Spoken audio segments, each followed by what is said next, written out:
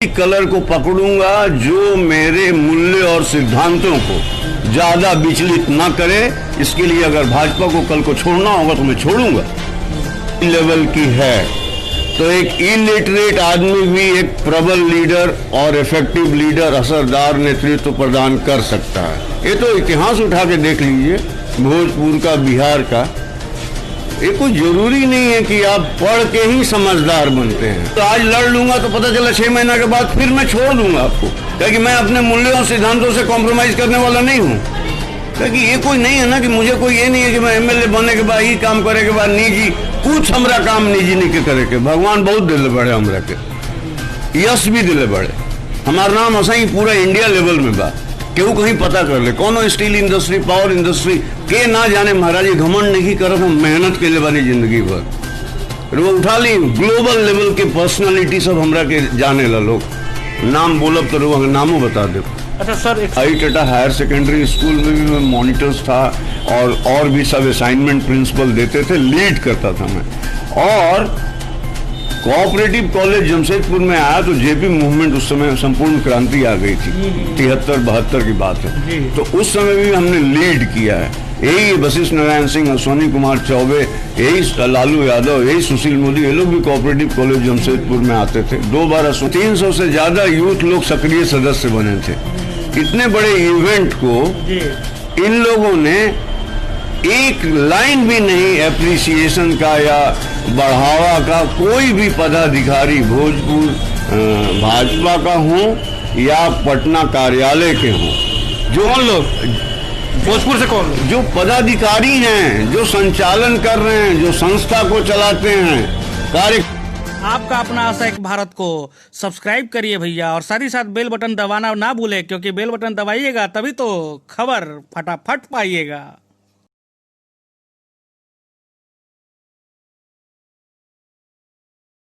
नमस्कार, स्वागत है आप सभी का आशा एक भारत में। मैं रैना सिंह, शाहबाद का डिजिटल नंबर 1 चैनल आप देख रहे हैं। जिस तरीके से बिहार विधानसभा चुनाव नजदीक आ गया है, कई सारे उम्मीदवार अपना दावा ठोक रहे हैं, और मैं बात करूंगा अभी भोजपुर के आरा शहर की, आरा विधानसभा क्षेत्र की। आरा विधानसभा क्षेत्र में जिस तरीके से घमासान छिड़ा हुआ है, और कई सारे उम्मीदवार कई सारे पार्टियों से अपना दावा ठोक रहे हैं और कह रहे हैं कि अगर हमें टिकट देती है पार्टी तो हम यहां से विजयी होंगे।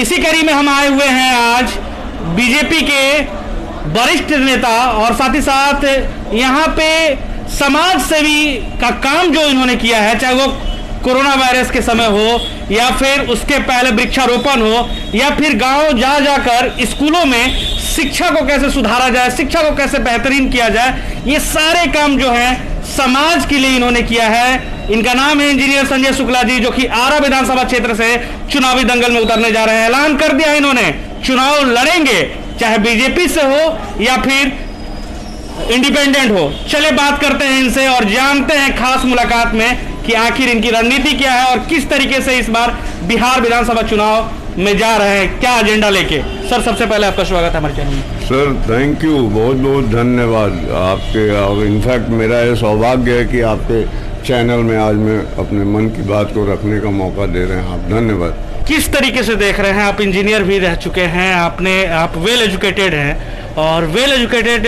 लोगों की कमी है पॉलिटिकल लाइन में, पॉलिटिकल फील्ड में। कई सारे लोग आते हैं लेकिन जिन्हें कुछ नहीं भी आता है वो सत्ताधारी बन जाते हैं। कहाँ कमी रह जा रही है? बस पहले एक चीज़ आपको बता दें कि वेल एजुकेटेड होना और पॉजिटिव पॉलिटिशियन होना है, दोनों में जमीन आसमान का फर्क है। कर्पूरी ठाकुर या श्री रामानंद तिवारी वो हाईली एजुकेटेड नहीं थे, लेकिन उनकी इंटीग्रिटी जिसको बोलते हैं, सत्य निष्ठा, निष्ठावानिता, वो चरम सीमा की थी। तो कोई भी लीडर का या नेतृत्व करने वाला व्यक्ति का सबसे सर्वप्रथम जो एट्रीब्यूट होता है, जो मापदंड होता है, वो उसका सत्य निष्ठा होता है, उसको इंटीग्रिटी बोलते हैं। इसका मतलब तेजस्वी यादव और तेज प्रताप में वो भी कर सकते हैं अगर उनके पास सत्य निष्ठा हो जाए तो। ये है कि कोई जरूरत नहीं है उनके लिए। ये तो वही समझ सकते हैं। बीजेपी ये कहते आ रही है कि नौवीं फेल है, 11-12 किया और अभी सीएम बनने का सपना देख रहे हैं। आप ही के बीजेपी के पार्टी के लोग बोलते हैं, तो आपका कहना है कि उनके पास अगर इंटीग्रिटी होगी तो वो सक्सेस कर सकते हैं, चाहे वो 9वीं फेल हो या जो भी हो। अगर इंटीग्रिटी हाई लेवल की है तो एक इलिटरेट आदमी भी एक प्रबल लीडर और इफेक्टिव लीडर, असरदार नेतृत्व प्रदान कर सकता है। ये तो इतिहास उठा के देख लीजिए, भोजपुर का, बिहार का। ये कोई जरूरी नहीं है कि आप पढ़ के ही समझदार बनते हैं क्षेत्र में, चाहे डोमेन में, चाहे जो बोल लीजिए, जो बिहार के जितने भी राजनीतिक लोग हैं उसमें ज़्यादातर लोग तो काफ़ी पढ़े लिखे लोग हैं, लेकिन उनकी हरकत, उनकी एक्ट बोलते थे। ये पीटर, कोई भी गूगल में जाके देख सकता है, पीटर ड्रकर ने कहा था कि attributes of A sound leadership, the first point is integrity, so very highly important. जिसके पास इंटीग्रिटी है, लोगों को जो पावर ड्रिवन, जगदीशपुर में, हाँ, सोल सेविंग मशीन सब है, वो सब गड़बड़ हो रहा था। ये अविनाश कुमार सुपरिटेंडिंग इंजीनियर से आप हमारा नाम लीजिए, प्रसन्नजीत से एग्जीक्यूटिव इंजीनियर से नाम लीजिए। वो लोगों को मैं बोलता हूँ टेक्निकल हेल्प चाहिए मैं दूंगा, लेकिन उसको तुरंत ठीक कीजिए, otherwise I take it up with the secretary of power. तो सारा कुछ ठीक हो गया, क्योंकि जवाबदेही का बात हमने उठाया। यहाँ जवाबदेही है ही नहीं साहब, और जहाँ जवाबदेही नहीं होगी वहाँ व्यवस्था एकदम से भंगुर हो जाएगी। अच्छा, आपने बात कहा कि तेजस्वी यादव अगर तेज प्रताप में उस तरीके का इंटीग्रिटी आती है इन फ्यूचर या आज है तो वो नेता बन सकते हैं। मैंने नहीं कहा, आपने पूछा तब हमने उनका, आपने उदाहरण दिया तब मैंने कहा हाँ, कोई जरूरी नहीं है कि कोई पीएचडी या कोई इंजीनियरिंग अच्छा नेतृत्व प्रदान करे। अगर ऐसी बात होती तो आज से 50 साल पहले या 100 साल पहले क्या भारत में या बिहार में नेतृत्व देने वाले नहीं थे? एक से एक तगड़े नेता थे। कुछ लोग जो हैं आरा के, जो आपके चाहने वाले हैं या आपके समर्थक हैं, उनका कहना है कि आप खफा चल रहे हैं बीजेपी से इस समय, क्या बात है? कुछ बीजेपी से कुछ हुई है अनबन या बीजेपी के साथ अभी हैं और आगे भी रहेंगे? पहली बात आपको मैं बता दूं, मेरा अनबन आज तक किसी से नहीं हुआ। इसका ये मतलब नहीं है कि मैं कमज़ोर हूँ, इसका ये मतलब है कि मैं बहुत ही, मेरा जो आत्मविश्वास है वो टॉप लेवल पे रहता है, तो मुझे कोई अनबन नहीं है। लेकिन जो पिछले 1.5-2 साल से जो भोजपुर भाजपा का जो मॉडस ऑपरेंडी है उससे मैं बहुत ही नाखुश हूँ। What type of modus integrity आप बात करें, किस टाइप का मॉडस ऑपरेंडी? ऑपरेंडिंग व्हाट? मैं इसलिए वर्ड यूज किया क्योंकि आप अभियंता हैं।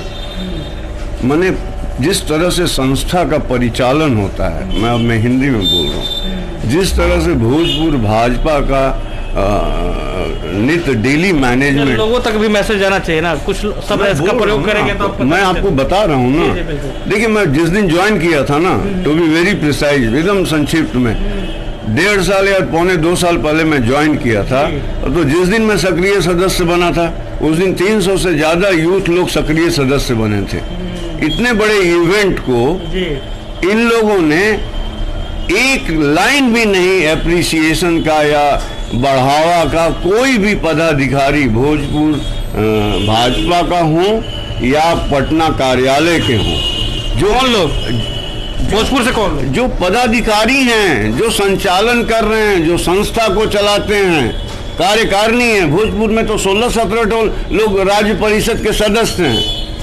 भोजपुर इतना तो शायद कम ही लोग होंगे राज्य परिषद के सदस्य, एक से एक लोग सो कॉल्ड बड़े नेता हैं यहाँ पे। तो इन लोगों, वो चीज जो है, एक सवाल ये भी है कि भोजपुर से आप चुनाव लड़ने जा रहे हैं कि नहीं, मतलब आरा से चुनाव लड़ने जा रहे हैं कि नहीं? सर, मैं 3 साल पहले इंटरव्यू में बोल चुका हूँ राजेश तिवारी भोजपुर दर्शन को कि मेरी दिली ख्वाहिश है कि मैं आरा से चुनाव लड़ूं। इसलिए नहीं कि एमएलए बनना है, क्योंकि एक स्टेपिंग स्टोन है। मेरा लक्ष्य बहुत बड़ा है, पहले भी मैंने कहा है। बार बार वो चीज आ रहा है तो कहीं लोग ये ना सोचे कि एक ही चीज को बार बार रिपीट कर। 3 साल पहले ही आपने इसका खुलासा कर दिया। हाँ, अगर कोई ट्रैक करे मेरे इंटरव्यूज को तो हर चीज क्लियर है। अभी प्रिंट मीडिया में मैंने करीब 20 दिन पहले हिंदुस्तान में, दैनिक जागरण में मैंने पूरा ब्यौरा दिया है कि मैं पिछले 3 साल से क्या कर रहा हूँ, मैं हूँ कौन, मेरा पिता कौन है, मेरा ससुराल क्या है, मैं क्या सोच के यहाँ आया हूँ, मैं आगे 20 साल में क्या करूँगा, ये तो बड़ा क्रिस्टल क्लियर। क्या बदलाव कीजिएगा? आरा में क्या कमी रह गई है कि आप आएंगे तो बदलाव करेंगे? यहाँ 50 साल पहले क्या कमी थी नहीं थी मुझे ज्ञान नहीं है, लेकिन आज के डेट में कमियों का शहर है आरा, कमियों का शहर है आरा, जिसका इतिहास इतना प्रबल हो। कोई भी सो कॉल्ड नेता यहाँ के जब भाषण शुरू करेंगे तो वीर कुंवर सिंह और भी बड़े बड़े नाम लेंगे इस भोजपुर का, लेकिन आज देखिए जो बेसिक मूलभूत ढांचा जिसको इंफ्रास्ट्रक्चरल फैसिलिटी बोलते हैं वो गर्त में है। इसका कौन जिम्मेवार है?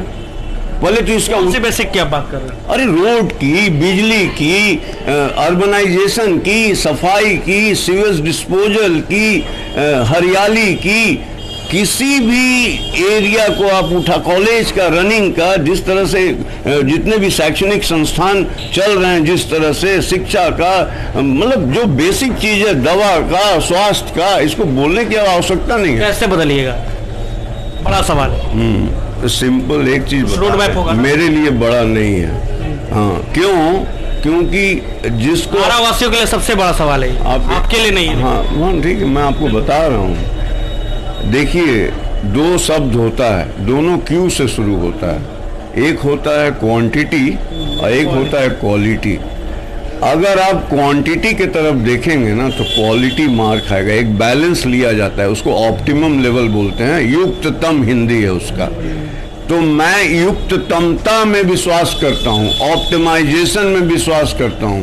हर चीज को ऑप्टिमाइज करूंगा, बोला बहुत समय लगेगा, नहीं कर लूंगा। मेरे पर रोड मैप आपको मैं इस इंटरव्यू में नहीं बता सकता हूं, उसके लिए मुझे 2 घंटा का प्रेजेंटेशन देना पड़ेगा और वैसे लोग हों जो समझ सकें। मेरे इस ह्यूमन चिप में, ब्रेन में है सब।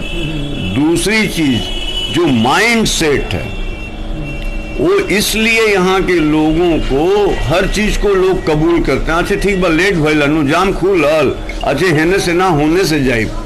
ऐसे की नेतृत्व एजा के 20 साल से एकदम दिशाहीन रहे, खोखला रहे। 20 साल में तो बीजेपी भी थी। मुझे मतलब नहीं है बीजेपी से। बीजेपी में आप सदस्य भी है।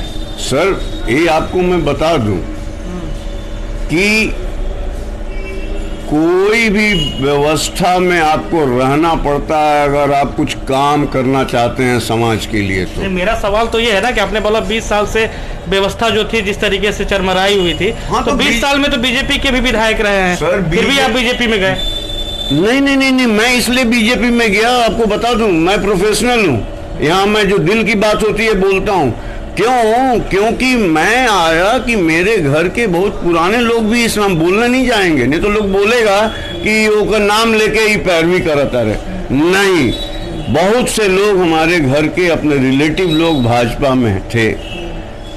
दूसरा चीज कि श्री नरेंद्र मोदी साहब वो आज भी अच्छे प्रतीत होते हैं, आज भी असरदार प्रतीत होते हैं, लेकिन इस असेंबली चुनाव है, पिछले 1.5 साल से मैंने बड़ी क्लोज क्वार्टर से, बहुत क्लोज प्रॉक्सिमिटी से, हिंदी बहुत ही नजदीक से खास करके भोजपुर भाजपा को देखा तो मुझे दुख हुआ। मैं सोचा कि ये लोग बहुत ही छोटे विचारधारा के आदमी हैं।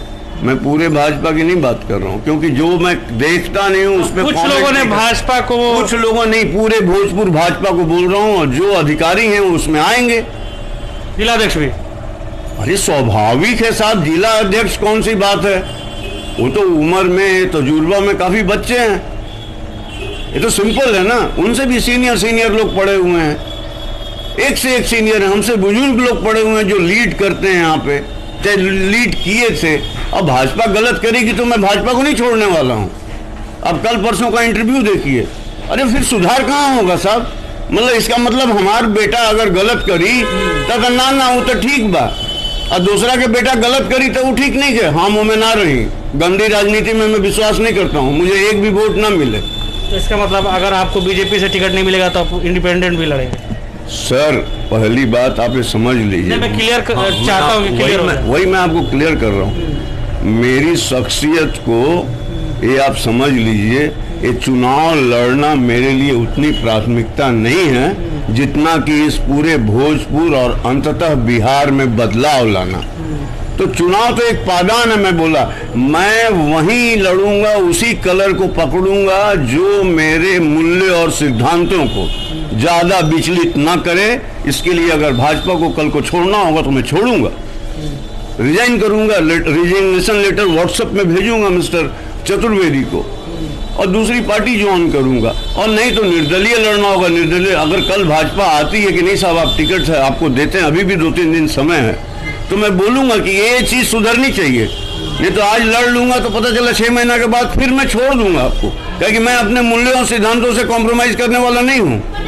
क्योंकि ये कोई नहीं है ना कि मुझे कोई ये नहीं है कि मैं एमएलए बनने के बाद ही काम करे के बाद निजी कुछ हमरा काम निजी नहीं के करे के। भगवान बहुत दिले बड़े हमरा के, यश भी दिले बड़े।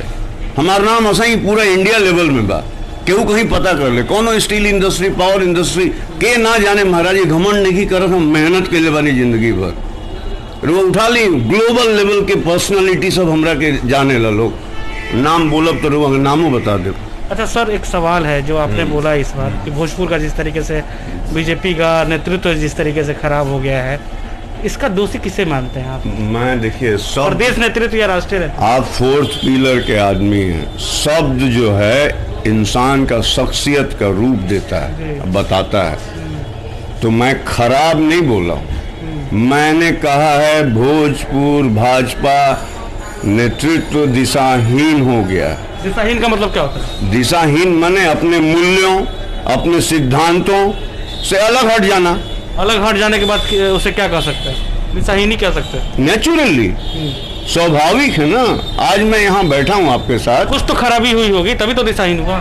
सर सिंपल है, आप हर खराबी को इस इंटरव्यू में लेंगे ना तो मोटा मोटी 1-2 तो बता देते हैं आपको। जैसे इफेक्टिव कम्युनिकेशन, जो कि नर्वस सिस्टम होता है किसी भी संस्था है, वो पॉलिटिकल हो या कॉरपोरेट हो या धार्मिक संस्था हो, वो तगड़ी होती है तो संस्था तगड़ी होती है।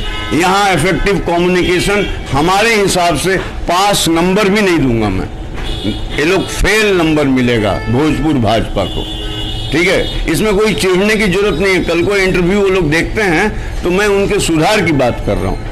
मैं ये नहीं कि मैं चाहता हूँ कि भोजपुर भाजपा और कमजोर है। आज भी मैं यहाँ बैठा हूँ उसको स्ट्रांग ही कर रहा हूँ। मेरा सारा मुहिम हर कोई जानता है कि ये भाजपा के सक्रिय सदस्य हैं। कोई जरूरी नहीं है कि हर मैं पोस्टर में कमल का छाप ही लगाऊं, क्योंकि मैं अपने नाम को ज्यादा प्रबल समझता हूं कि जब एक बार नाम लिखा गया कॉलेज में तो हर जगह लिखना कि ये कॉलेज के स्टूडेंट ही, कोई जरूरी नहीं के ये भोजपुर आरा कोनो बॉम्बे ना हो। सब लोग जाने लगी संजय शुक्ला का, संस्कार भारती के इतने सारे कार्यक्रम हुए। गुरु पूर्णिमा में 2 साल से 5-5 तो बड़े बड़े कला और शिक्षा गुरुओं को हम लोगों ने सम्मानित किया। क्या दिखाई नहीं दे रहा लोगों को? लेकिन नहीं, संकीर्ण होइएगा नजरिया से, अपने से गिर जाइएगा। वही हाल भोजपुर भाजपा का हुआ है। अच्छा, एक सवाल है, जाते जाते सवाल कुछ है। सब कुछ आपने बताया, आरा के लिए क्या किया आपने बताया, आप किस तरह के व्यक्ति हैं ये भी आपने बताया। कुछ लोग आरा ही नहीं, मैं पूरे भोजपुर के लिए कुछ आप जगदीशपुर में जाके पूछिए। जी बिल्कुल, वहाँ की बिजली व्यवस्था मैंने 2 फोन में ठीक करा दिया वहाँ की बिजली व्यवस्था को, क्योंकि गरीब लोग वहाँ पे, बूढ़े लोगों को जो पावर ड्रिवन जगदीशपुर में, हाँ, सोल सेविंग मशीन सब है, वो सब गड़बड़ हो रहा था। ये अविनाश कुमार सुपरिटेंडिंग इंजीनियर से आप हमारा नाम लीजिए, प्रसन्नजीत से एग्जीक्यूटिव इंजीनियर से नाम लीजिए। वो लोगों को मैं बोलता हूँ टेक्निकल हेल्प चाहिए मैं दूंगा, लेकिन उसको तुरंत ठीक कीजिए, otherwise I will take it up with the secretary of power. तो सारा कुछ ठीक हो गया, क्योंकि जवाबदेही का बात हमने उठाया। यहाँ जवाबदेही है ही नहीं साहब, और जहां जवाबदेही नहीं होगी वहां व्यवस्था एकदम से भंगुर हो जाएगी। अच्छा, जाते जाते ये बताइए कि आपने कहाँ से पढ़ाई किया, आपकी शुरुआती जीवन कैसी थी, आपने कैसे पॉलिटिक्स में ज्वाइन किया? मीडिया वगैरह नहीं, मैं हमारे चैनल के माध्यम से भी जाएगा ना, दैट्स व्हाई मैंने हम आपको क्विक बता दें, शॉर्टकट में। इनिशियल एजुकेशन जमशेदपुर प्राइमरी, हाँ, विवेकानंद मिडिल स्कूल में मिडिल, हम लोग के समय 7वां का बोर्ड होता था। उसे RD Tata higher secondary school Jamshedpur से हमने हायर सेकेंडरी हमारा लास्ट बैच था। उसके बाद जमशेदपुर कोऑपरेटिव कॉलेज से इंटर, देन MIT मणिपाल से मैं 82 में बीटेक से बीई मिलता था हम लोग को, बैचलर ऑफ इंजीनियरिंग, वहाँ से हमने इंजीनियरिंग की। फिर हमने मैकेनिकल ना? हाँ, फिर हमने मैनेजमेंट का कोर्स किया जमशेदपुर XLRI में। टाटा स्टील में रहने से प्रेफरेंस मिलता था। उसके बाद हम अनपरा तापीय विद्युत परियोजना सोनभद्र है यूपी गवर्नमेंट का, वहाँ हम 9 साल काम किए, सहायक अधिशासी अभियंता। वहाँ हमने पावर मेकिंग और पावर इंडस्ट्री का हुनर सीखा। उसके बाद टाटा स्टील का एक जोजोबेरा पावर प्लांट, नया मॉडर्न पावर प्लांट आ रहा था, तो वहाँ के टॉप डायरेक्टर लोग हमको अप्रोच किए, तब हम छोड़ के फिर टाटा स्टील ज्वाइन कर दिए। फिर टाटा पावर गए। उसके बाद 14 साल काम करने के बाद फिर मुझे सज्जन जिंदल साहब ने बुला लिया अपने JSW स्टील बेलारी के लिए। वहाँ जाके हमने 10 साल अपना योगदान दिया और उपाध्यक्ष पद से हम सेवा निवृत्त हुए। 1-1.5 साल में नागपुर में भी वरोरा में काम किया हूँ, KSK एनर्जी वेंचर्स लिमिटेड में, और 1.5 साल इस बीच में कलिंगा नगर JSL रतन जिंदल ग्रुप है, उसमें भी मैं 1.5 साल काम किया हूँ जाजपुर में। तो मेरा समझिए एक तरह से पूरी जिंदगी तपते रहे। हाँ, तपते नहीं रहे, हमने जो है आनंद उठाया। आनंद उठाया? हाँ, आनंद उठाया। अपने को ज्ञान से अपने को और प्रबल किया। हाँ, तभी तो आज सेवा करने आए हैं। अच्छा, पॉलिटिक्स कैसे आ गए? पॉलिटिक्स का विचार कैसे हो गया आपको? अभी तो आपकी मतलब आप इतना सेवा आपने किया और डायरेक्ट यू टर्न मार के आपने पॉलिटिक्स। मैं बता रहा हूँ, आप प्रिंट मीडिया में मेरा जो छपा हुआ डिटेल नहीं पढ़े हैं, इसलिए पूछ रहे हैं। नहीं, मैं इसलिए नहीं, मैंने सब कुछ पढ़ा है। मैं आपके मुंह से जानना चाहता हूं कि हमारे व्यूअर्स को आपकी जानकारी जाए। बहुत सारे व्यूअर्स जो हैं वो नहीं पढ़े होंगे। हम प्रिसाइजली बता देते हैं ना। देखिए, मैं बॉर्न लीडर हूँ, जन्मजात मैं लीडर हूँ, नेतृत्व करता हूँ, क्योंकि मैं जब से होश संभाला है, विवेकानंद मिडिल स्कूल सीधगोड़ा जमशेदपुर में हमको मॉनिटर बनाया जाता था पूरे स्कूल का। वहाँ पे हम लोग का रहता था चीफ मॉनिटर, तो मैं हुआ करता था। ये समझिए जब नेहरू जी का देहांत हुआ था, 64 की बात कर रहा हूँ। उसके बाद आई टाटा हायर सेकेंडरी स्कूल में भी मैं मॉनिटर्स था और भी सब असाइनमेंट प्रिंसिपल देते थे, लीड करता था मैं। और कोऑपरेटिव कॉलेज जमशेदपुर में आया तो जेपी मूवमेंट, उस समय संपूर्ण क्रांति आ गई थी, 73-72 की बात है। तो उस समय भी हमने लीड किया है। यही वशिष्ठ नारायण सिंह, अश्वनी कुमार चौबे, यही लालू यादव, यही सुशील मोदी, ये लोग भी कोऑपरेटिव कॉलेज जमशेदपुर में आते थे। 2 बार अश्वनी चौबे आए थे, है ना। तो वहाँ भी हमने बहुत कुछ किया है, हमने भाग लिया। हम मीसा में नहीं गिरफ्तार हुए, हम मान लीजिए लकी थे या अनलकी थे। कुछ लोग तो गिरफ्तार हुए तो आज वो लकी हो गए हैं, और नहीं हुए तो अनलकी हैं। हमने 3-4 पोस्ट ऑफिस में आग भी लगाया था उस दरमियान। क्या होता था ना कि वेस्टर्न जमशेदपुर का ग्रुप ईस्टर्न में आके आग लगाता था, ईस्टर्न का ग्रुप वेस्टर्न में जाके आग लगाता था। तो हम लोग क्रांतिकारी शुरू से थे, हम लोग लीड करते थे। और दूसरी और एक बात, जब मैं नौकरी पकड़ा तो अनपरा बृहद तापीय परियोजना में वहाँ उत्तर प्रदेश राज्य विद्युत अभियंता संघ होता था, जो बहुत प्रबल होता था, उत्तर प्रदेश राज्य को हिला सकता था अपने संघ के ताकत से। उसमें अनपरा जोन का मैं अभियंता संघ का जोनल सेक्रेटरी भी रहा हूँ। ठीक है, 400 इंजीनियर वोट करते थे, जो ज्यादा आता था वो जीतता था। विधानसभा में कैसे जीतिएगा? लोगों के किस तरीके से लोगों के बीच में आप अपनी बातों को रखिएगा? क्या एजेंडा होगा आपका? मैं ऑलरेडी रख चुका हूँ सर। नहीं, यहाँ भी रखिए ना। हाँ, मैं यहाँ सब कुछ रख चुके, लेकिन यहाँ भी बस मैं अभी आपको बता देता हूँ ना। आप बोल रहे हैं, पहली बात देखिए, बातों बातों में बहुत कुछ बोला हमने।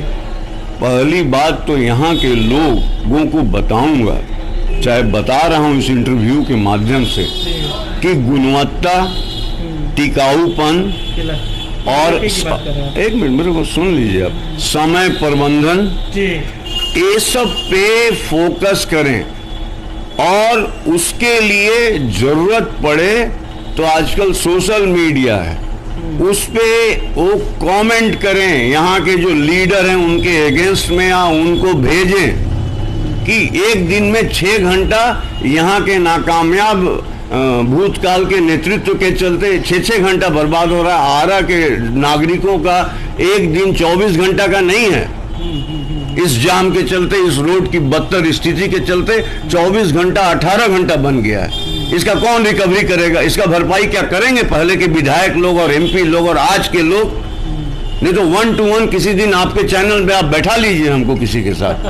नहीं मैं चाहूंगा, मैं ट्राई करूंगा, मैं कोशिश जरूर करूंगा। नहीं वो जरूरी है अगर आप प्रजातंत्र को जिंदा रखना चाहते हैं जरूर, तो, जरूर, क्योंकि आप लोग 4th स्टेट के हैं। बिल्कुल बिल्कुल we will try for this. मैं आप लोग को भी क्वेश्चन करने से हिचकूंगा नहीं। Don't worry, we will try for this. Why should I worry, sir?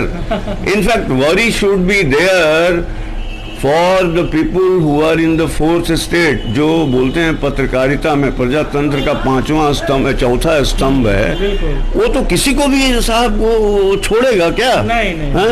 भाई district magistrate, superintendent of police, ये सब लोग जनता के सेवक हैं और जनता के प्रतिनिधि तो प्राथमिक सेवक हैं साहब। और आप लोग तो किसी को भी कुछ भी पूछ सकते हैं।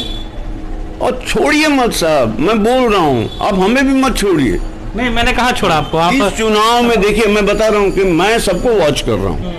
मैं बता दूं, मैं 4th स्टेट को भी वॉच कर रहा हूँ। हाँ, क्या कि मैं हाईली प्रोफेशनलाइज्ड पर्सन हूँ और मैं I am going to write it.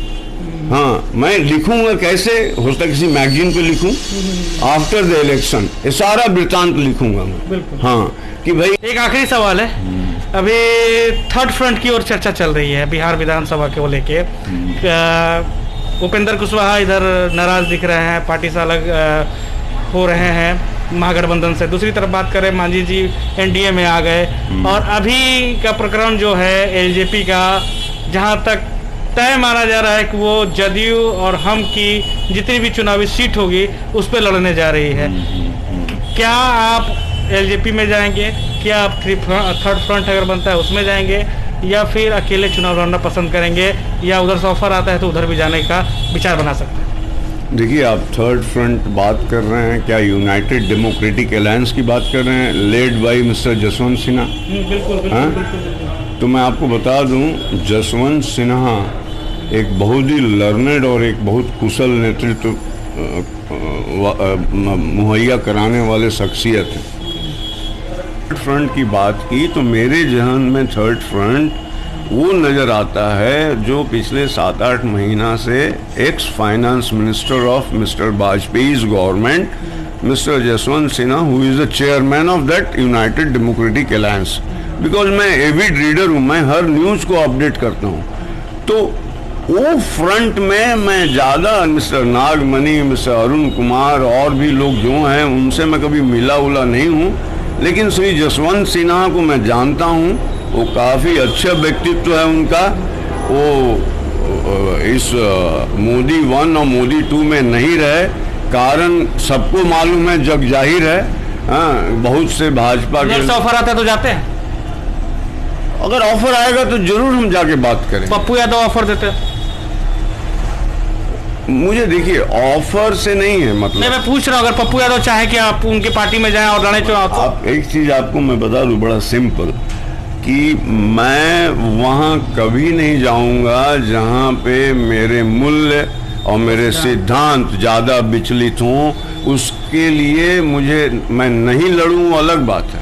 हाँ, लेकिन मैं अपने मूल्य और सिद्धांत को ज़्यादा 10% कॉम्प्रोमाइज़ करूंगा, जो बाद में मैं रिकवर कर सकूं। अनरिकवरेबल मैं कभी भी कॉम्प्रोमाइज़ नहीं करने वाला हूं, ठीक है ना? जवाब मिल गया जनता को। हाँ, एकदम। चलिए, बहुत बहुत धन्यवाद। समय बहुत ज्यादा चला गया, आपने इतनी सारी बातें रखी, इसके लिए आपका बहुत बहुत शुक्रिया। आशा एक भारत के साथ जुड़े, आपका बहुत बहुत धन्यवाद और ढेर सारी शुभकामनाएं आपको चुनाव रणभूमि के लिए भी। आशा एक भारत की ओर से मुझे भी बहुत अच्छा लगा, बिकॉज आपका चेहरा बहुत स्माइलिंग चेहरा है। जो चेहरा हंसता नहीं है वो दूसरे को हंसा नहीं सकता है, और आनंद आ गया मेरे को। बस धन्यवाद, शुक्रिया। यस।